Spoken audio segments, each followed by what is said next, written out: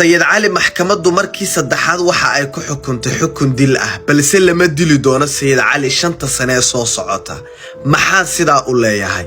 Sayid Cali sidaynu ogeyn laba maxkamadood oo hore ayuu soo maray midi waxay ahayd maxkamadda gobolka Banaadir iyaduna waxa ay tiri ninkan waa in la dila xaaskiisana isaga dilay badaan racfaan ayuu qaatay oo haddana waxa uu tagay maxkamadda racfaanka iyadana ayaa la istaba socday iyaduna waxa ay ku soo gabagabaysay Sayid Cali inuu dambigu ku caliyahay xaaskiisana uu nolosha ku gubay waxaanay ku xukumeen xukun dil ah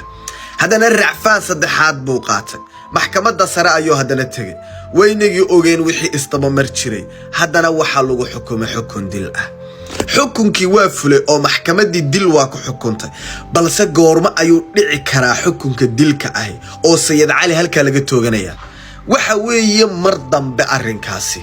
oo Soomaalidu arrimo badan ay sameeyay marka qof la dilay waxa arkaysaa qof maxkamaddu xukun dil ay ku xukuntay oo sanado haddana xabsiga iskaga sii jira sababtoo ah reerkii uu ka dhashay ayaa yara jeclaysanaya ninkan oo way ilaalinayaan way ka doodayaan waa arkayseen maanta wixii banaan baxay waa mid kale waxaad ogaataan magaalada Muqdisho meeshii dadka lagu toogan jiray dhismo ayaa hadda ku socda oo dawladdu dhismo ayaa halka ka wada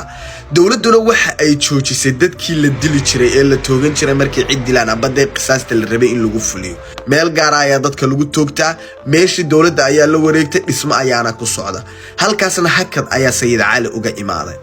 ninka Sayid Cali la yiraahdo dad badan ayaa difaacaya sababta ay u difaacayaan garan maayo nin xaaskiisi oo uur u lahayd waa ooridiisa hadda eeg xaaskiisi oo waliba uur u lahayd oo ilmo u siday nin nolosha ku gubay war xataa qofka dilba mar qofku waa ka xanaaji kara xabadka ufo laakiin gaas soo iibso gabadha gurigeeda ku shushub gaasti dab ku qabo guriga ku xig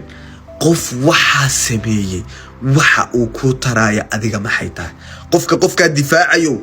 waxa uu ku taraya maxay tahay ma in xawaadlo yaabir gidil isku dhintaan u baarabtaa miya habar gidil miyaa ninku karan maayo ma in xawaadlo yaabir gidil isku dhintaan u baarabtaa meesha la isku madho ilaa ninkan gabadhii uu dilay reerkeedii oo dhan waxa ay rabaan ninkan in loo dilo cadaalad bay rabaan haddii cadaalad heli waayaan de magaalada waa laga buuxa rag bay iyaguna laynayaan ilaahay subxaanahu wa ta'aala muxuu dhahay walaalayaal walakum fil qisaas hayatun ya ulil albaab war qisaasta qofkii qof dilay in loo dilo war nolol ayaa idinku jirta ilaahay leeyahay nolosha inoogu jirtaa maxay tahay qofkii qof dilaynayno inagu dilno waxa ku jirta waxa weeye maalin walba qof la iska dilay arkimis qof baa wuxuu ku dhahayaa walaa inta halka xabad kaaga dhufto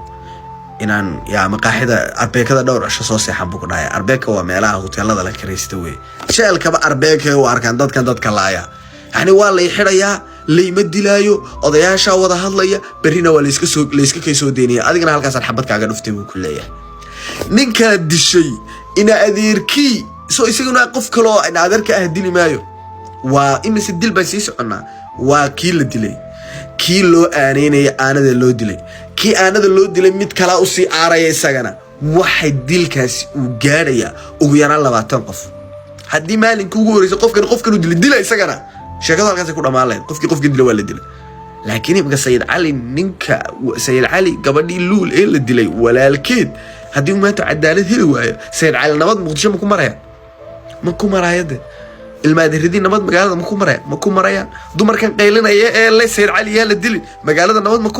ku marayaan marka qof xaaskiisa gubay niyo rajo malahan cudurdaar malahan reerkii waxa ay rabaan in loo qisaaso hal qisaasan kaas wax la dilo warku waa caadi ah laakiin ninkan inaan la dilin baa aniga iyad istaba marin balaayo dhan halkan odayaal ka saar odayaasha kale la lusi Sayid Cali xabsigaas uu ku jiri doonaa Sayid Cali de wiilan to aakhiro ma jirto ilaa hadda shaki baa ku jira the deal is not done